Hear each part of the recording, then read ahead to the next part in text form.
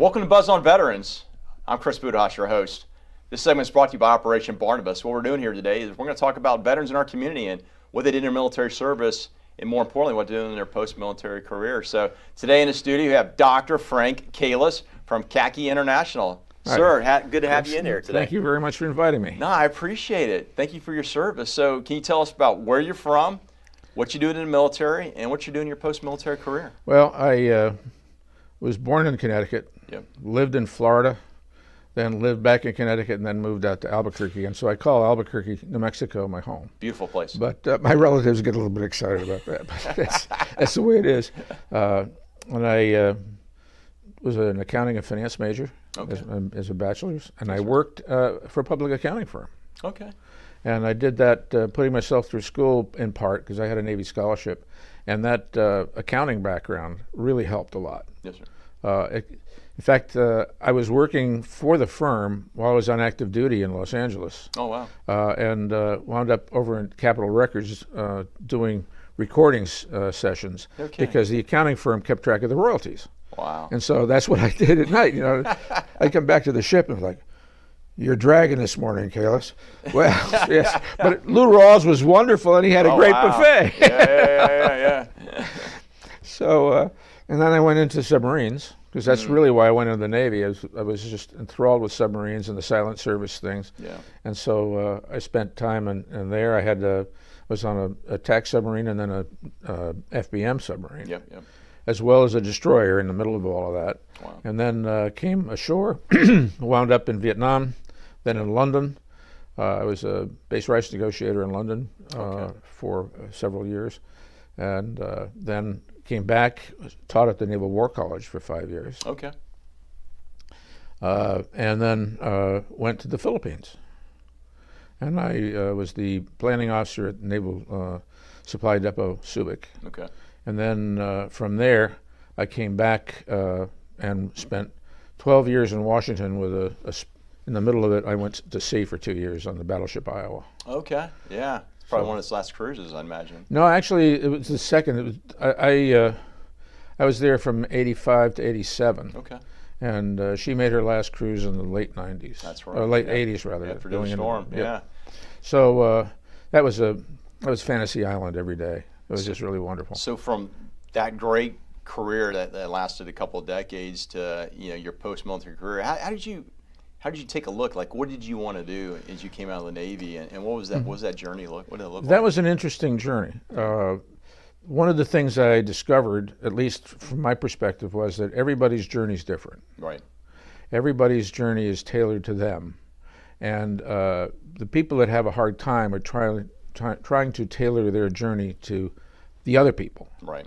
Well, George did this, and Mary did this, and so that's what I'm going to do. Right. Why isn't it working? Mm. And so I made a decision not to do that. The second thing was I went to a seminar. They had seminars in the D.C. area, Okay. run by a gentleman, a rather famous guy, and he's not in the business anymore, obviously.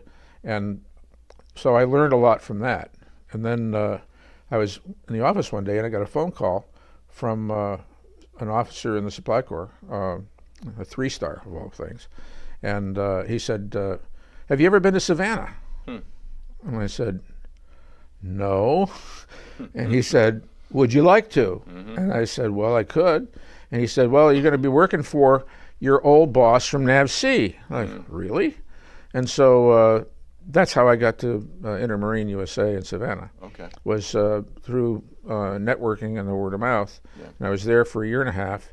I realized that I was probably going to have to transition again, which is it's about an 18-month time clock, and then it's time to move on. Yeah. And so I'm sitting there one day, and I get a phone call from somebody that I had met. He was a civilian in the Navy, and he was working for AMS, which is one of the companies that was acquired by CACI. Yeah. And he said, "Hey, are you looking for another position?" Yeah. It turned out at the time I was. And so he said, "Well, why don't you fly up and we'll have an interview." And so I said, "Fine." And so I had this interview, and I realized that the person who was interviewing me, I had thrown out of a meeting when I was on active duty. And the question was he going to remember me or not? Yeah. I was not in a uniform anymore. And he didn't remember me until about a year into my job. Okay, yeah. And then he left, and that was fine. I breathed a sigh of relief. But I went to work for AMS, and somebody came into the office one day, and he said, you're here for this particular kind of standard accounting system job. And they said, we need somebody down in Jacksonville. So don't nest down there.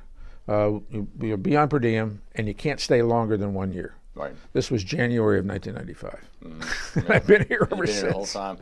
So what are you doing at CACI now? I'm a program manager. I specialize in IT. Okay. And we invented a system to inspect airplanes and vehicles and just about anything else. Sir. And that system, we've been under contract with the government for 28 years. Wow. Which is a rather unusual kind of contract for consulting firms. It's usually about a 5-year recompete. And it's just unique into what we do. Big company, a lot of opportunities. Yeah, and I have a lot of staff that do that. It's just that I had already had my time in Washington in the pressure cooker. Yep. 12 years is a long time. Yes, sir. And so I decided I don't want to do that anymore. Yeah. And so I'd get calls, we'd like to have you transfer back up to the head office, do this and do this. And I don't want to do that. Yes, sir. I really don't. So I stayed here, and as it turned out, when AMS was bought by CACI, it worked out fine. That's great. So I'm very happy in what I do.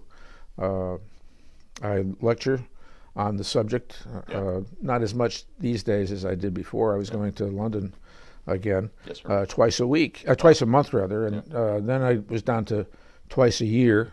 And then about 2005, 2006, I said, I really don't want to do this international travel like this anymore.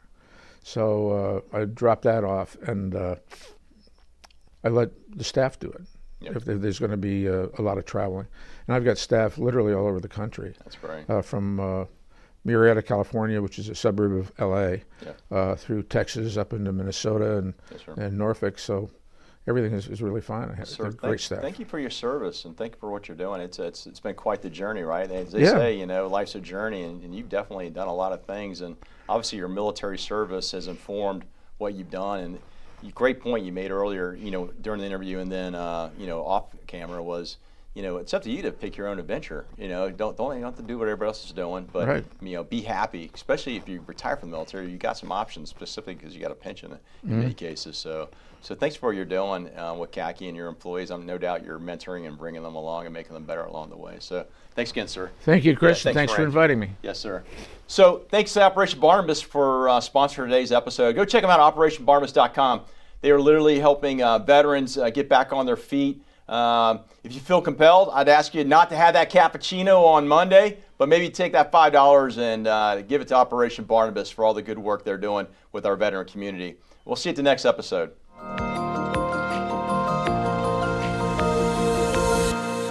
Operation Barnabas is a veterans ministry, started in 2017 with the purpose of helping our veterans that kind of got left behind, and they've struggled with addictions, PTSD, suicidal thoughts, those kind of things, helping them get whole again through one-to-one mentorship. Being able to communicate with them and help them can drastically change their life, can drastically change a family's life. The little that we can do is put our hand out and say, hey, do you want a hand up?